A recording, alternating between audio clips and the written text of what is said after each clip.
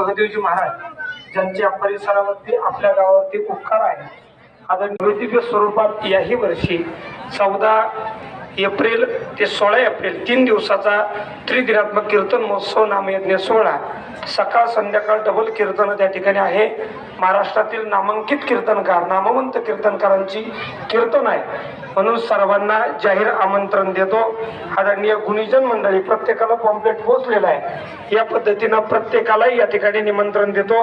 आदरणीय आनंद महाराज असतील, आदरणीय अनिल महाराज असतील आणि मी 2 तारखेला बोललो की पारायणाकरता आपल्याला प्रत्येक गावातून कमीत कमी 10 ते 12 5 10 जे काही महिला असतील पुरुष असतील त्यांनी प्रत्येकाला सकाळचा करणं. असे गाव काही लांब नाही आपल्याला. सकाळचा 2 तास फक्त 18व्या अध्यायाचं पारायण आहे. कलशो अध्याय म्हणजे 18वा अध्याय.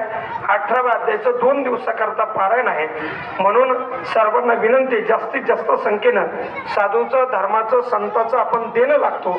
याकरता तुका म्हणे काय होऊ तर आहे जीव ठेवू पायी संताची या उक्तीप्रमाणे ज्यांना ज्यांना पारायणाकरता बसायचं आहे आदरणीय आनंद महाराज असतील अनिल भाऊ साहेब यांच्याकडे आजची आज नाव नोंदणी प्रत्येकाने करा. ज्ञानेश्वरी नसेल तर उपलब्ध करून देता येईल, काही हरकत नाही. पण प्रत्येकाला विनंती आहे, अनंत महाराज अनिल महाराज यांना विनंती आहे त्यांनी व्यासपीठाकरता यायचं आहे. सगळ्याला जास्तीत जास्त संख्येने सर्वांनी उपस्थित राहा. गुणीजन मंडळीला निवेदन आहे, निमंत्रण आहे, सर्वांना निमंत्रण आहे. आणि आता महिला मंडळीची पहिली पंगत होईल. महिला सूचना आल्याप्रमाणे महिला मंडळीची पंगत होईल. चटाया काढल्याशिवाय कोणीही भोजनाकरता बसायचं नाही. सर्वांना विनंती. हे बघा, चटाया उचलल्याशिवाय कोणी बसू नका.